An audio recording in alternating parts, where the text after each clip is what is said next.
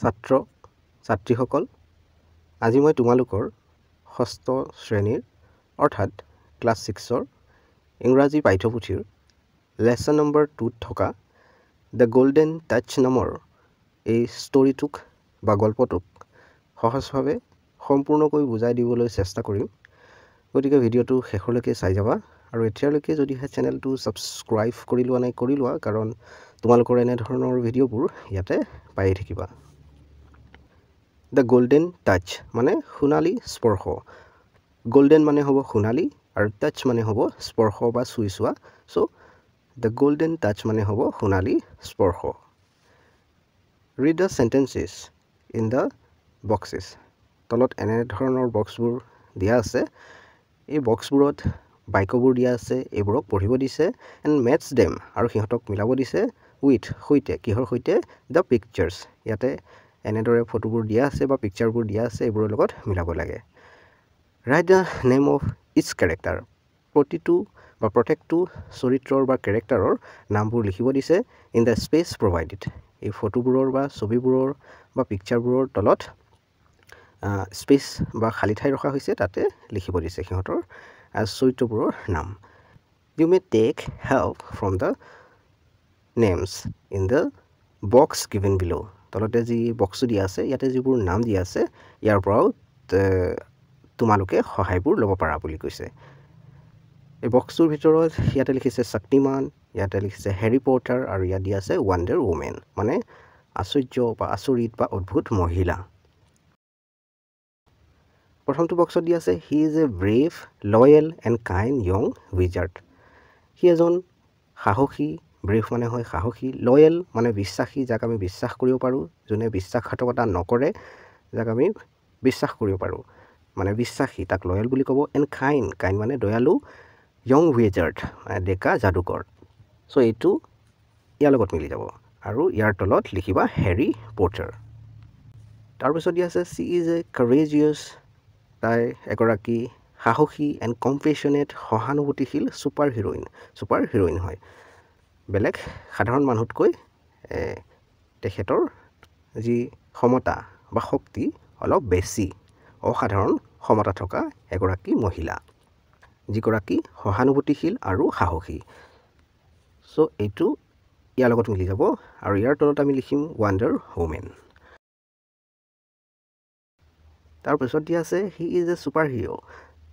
তেখেত এগৰাকী super hero' হয়, অৰ্থাৎ অসাধাৰণ ক্ষমতা থকা এগৰাকী ব্যক্তি।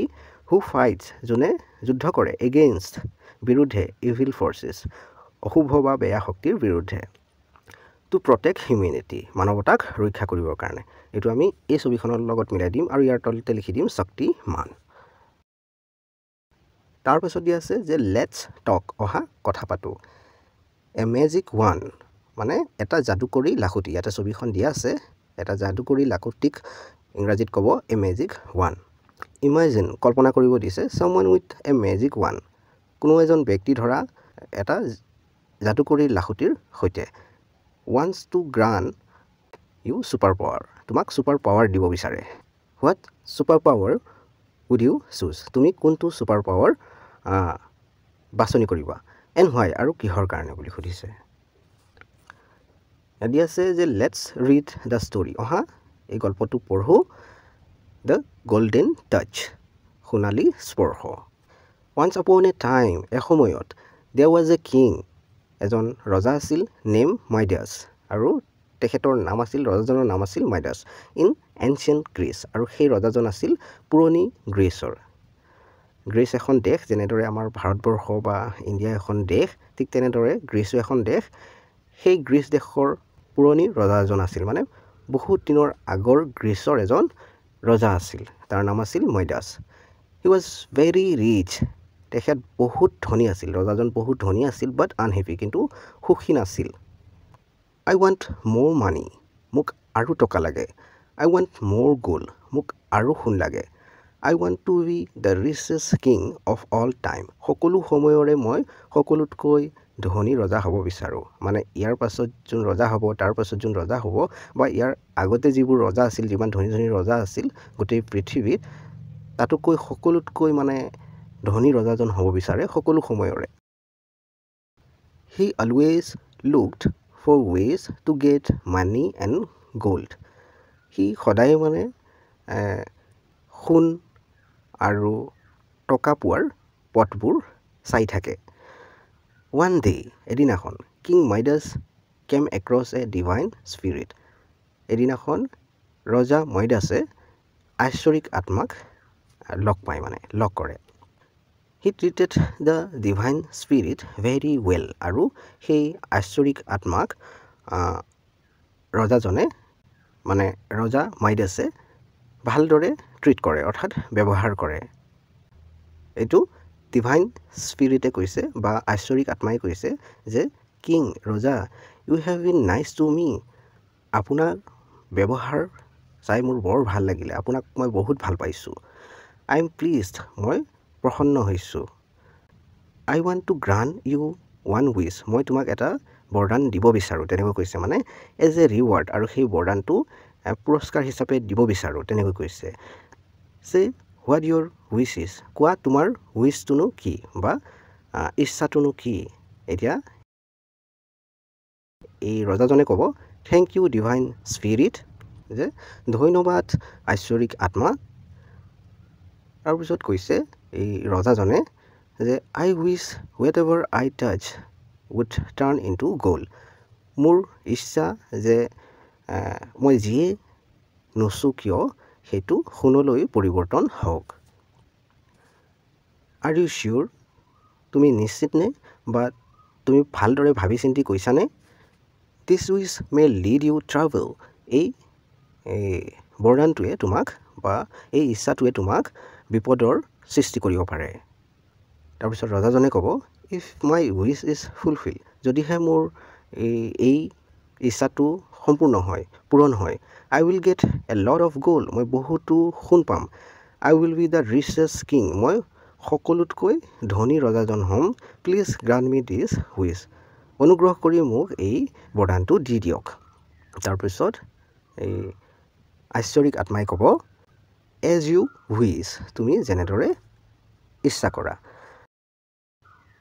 এজ দ্য কিং ইনচিষ্টেড, যিহেতু ৰজাজনে জোৰ কৰিছিল, the divine spirit granted him the wish, ঐশ্বৰিক আত্মায়ে তেখেতক অৰ্থাৎ ৰজাজনক বৰদানটো দি দিয়ে।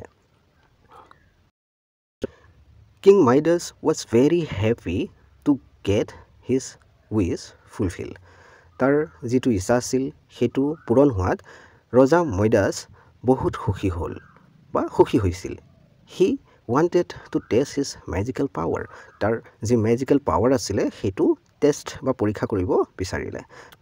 তাৰপিছত ৰজাই কৈছে যে let me touch this stone, মোক এই শিলটো চুবলৈ অনুমতি দিয়া। As soon as king Midas touch the stone, ৰজা মইডাছে শিলটো চোৱাৰ লগে লগে ইট টাৰ্ণ ইনটু গ'ল্ড, ই সোণলৈ পৰিৱৰ্তন হৈ গ'ল, শিলটো মানে সোণলৈ পৰিৱৰ্তন হৈ গ'ল। তাৰপিছত ৰজাই কৈছে যে ৱাও আনবিলিভেবল, অবিশ্বাসযোগ্য, বিশ্বাস কৰিব নোৱাৰি, তেনেকৈ কৈছে। The stone has turn into gold, শিলটো সোণলৈ পৰিৱৰ্তন হ'ল। Let me touch other things too, মোক অন্য বস্তুবোৰো চুই চাব দিয়া। তাৰপিছত ইয়াত কৈছে কি যে what ever the king touch turn into gold, মানে ৰজাই যিহকে নুচুক কিয় সেইটো সোণলৈ পৰিৱৰ্তন হৈ যায়। ইয়াত দিয়া আছে যে আনফৰ্চুনেটলি, দুৰ্ভাগ্যক্ৰমে, the king could not even eat or drink, দুৰ্ভাগ্যক্ৰমে যে ৰজাই আনকি ইট আৰু ড্ৰিংকো কৰিব নোৱাৰা হ'ল, খোৱা বোৱা কৰিব নোৱাৰা হ'ল, যিকোনো খাদ্য বা পানী একোৱে খাব নোৱাৰা হ'ল। এভৰিথিং হি টাচড টাৰ্ণ টু গ'ল্ড ইমিডিয়েটলি, সি যিহকে নুচুক কিয় মানে সোণলৈ পৰিৱৰ্তন হৈ যায়। তাৰপিছত এই ৰজাজনে কৈছে যে অ' ন', মই কি কৰিলোঁ। My food has turn into gold, মোৰ যিবোৰ খাদ্য সেইবোৰো সোণলৈ পৰিৱৰ্তন হ'ল। আই কাণ্ট ইভেন ইট, আনকি মই খাবও নোৱাৰা হ'লোঁ বা খাবও নোৱাৰোঁ। The king went to the garden, তাৰপিছত ৰজাজন বাগিচালৈ যায় গাৰ্ডেনলৈ যায় হি চ' হিজ ডটাৰ সি তাৰ ছোৱালীজনীক দেখা পায় কামিং টুৱাৰ্ডছ হিম তাৰ পিনে অহা দেখা পায় কাম মাই চাইল্ড অহা মোৰ ছোৱালীজনী বুলি কৈ এই ৰজাজনে কয় মানে তাৰপিছত ছোৱালীজনীয়ে ফাদাৰ কৈ পেলাই দৌৰি আহে মানে দেউতা কৈ পেলাই দৌৰি আহে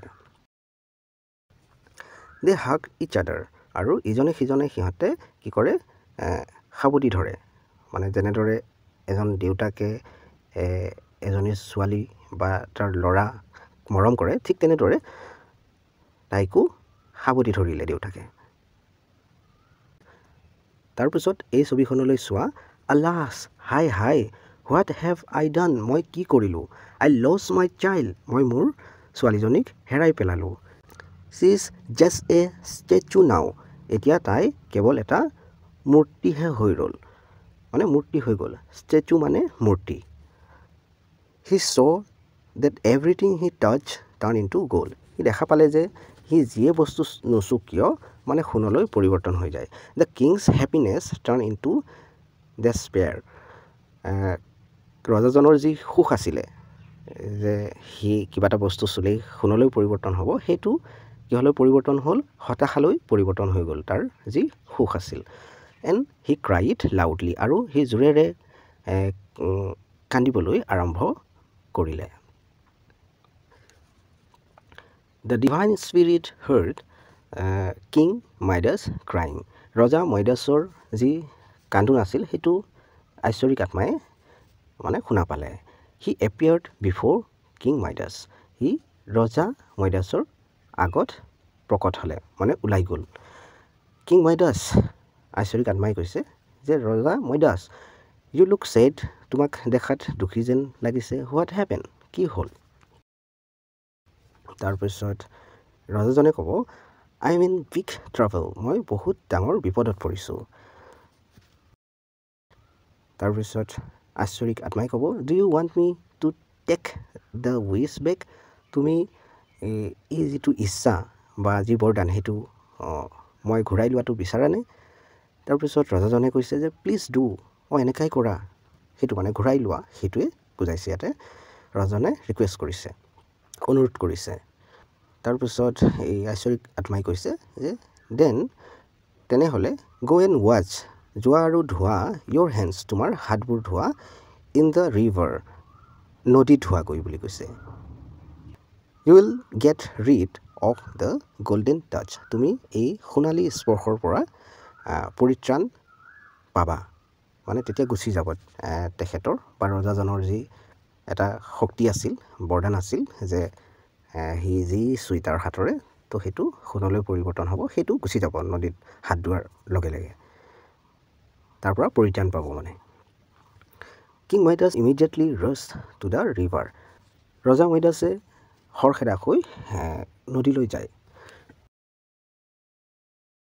তাৰপিছত ৰজাই কয় যে let me wash my hands first মোক মোৰ হাতটো আগতে ধুব দিয়া মানে নিজকে নিজে কৈছে সি and ran to the garden আৰু তাৰপিছত ৰজাজন গাৰ্ডেনলৈ বা বাগিচালৈ দৌৰ মাৰে কাৰণ তাত ৰজাৰ যি ছোৱালীজনী আছে সেইজনী মূৰ্তি হৈ আছে the water of the river washed away the golden touch ৰজাজনৰ যি সেই সোণালী স্পৰ্শ আছিল সেই হাতৰে চুই দিলে কিবা এটা বস্তু সোণলৈ পৰিৱৰ্তন হয় সেইটো নদীখনে ধুই লৈ যায় তেখেতৰ যি বৰদান আছিলে সেইটো ধুই লৈ যায় he hurried to the garden ৰজাজন খুব খৰখেদাকৈ গাৰ্ডেনলৈ যায় অৰ্থাৎ বাগিচাখনলৈ যায় he hugged the gold statue of the princess সেই ৰাজকুমাৰীগৰাকীৰ মানে তাৰ যি জীয়ক আছিল ছোৱালীজনী আছিল তাৰ যিটো ষ্টেচু অৰ্থাৎ মূৰ্তি আছিল তাক সাৱটি ধৰে as soon as the king touch it ৰজাই ইয়াক চোৱাৰ লগে লগে the princess came back to life ৰাজকুমাৰীজনী তাৰ জীৱনলৈ ঘূৰি আহে মানে তাৰপিছত কয় ফাদাৰ ৰাজকুমাৰীগৰাকীয়ে বা তাৰ ৰজাৰ ছোৱালীজনীয়ে কয় দেউতা তাৰপিছত ৰজাজনে ক'ব অ' ডিয়াৰ অ' মৰম I am so' happy that you are back তুমি যে ঘূৰি আহিলা তোমাক যে ঘূৰাই পালোঁ সেইকাৰণে মই বহুত সুখী হ'লোঁ ডেট ডে অনৱাৰ্ডছ সেইদিনাৰ পাছৰে পৰা king Midas became a change person. King Midas মানে এজন সম্পূৰ্ণ পৰিৱৰ্তন হোৱা ব্যক্তি। আগত যেনেদৰে আছিল তেনেকুৱা নহয়, সম্পূৰ্ণৰূপে বেলেগ হৈ গৈছিল, চেঞ্জ হৈ গৈছিল, সলনি হৈ গৈছিল। Love and happiness are the true wealth. Love মানে মৰম বা ভাল পোৱা, হেপিনেছ মানে হ'ল সুখ বা শান্তি। ত' এইবোৰে হ'ল প্ৰকৃত ৱেল্থ বুলি কৈছে। ৱেল্থ মানে হ'ল সম্পত্তি বা সম্পদ। They are worth more than gold and money. সিহঁতৰ যি মূল্য সেইটো সোণ বা টকাতকৈ অধিক। King Midas learn to be happy with what he had. ৰজা মাইডাছৰ হাতত যি আছিলে তাৰে সুখী থাকিবলৈ শিকিলে। He lived happily thereafter. তাৰ পাছৰে পৰা ৰজাজন সুখেৰে থাকিল বা সুখেৰে জীয়াই থাকিল। ছাত্ৰ ছাত্ৰীসকল, এই গল্পটোৰ ব্যাখ্যা ইয়ালৈকে আছিল।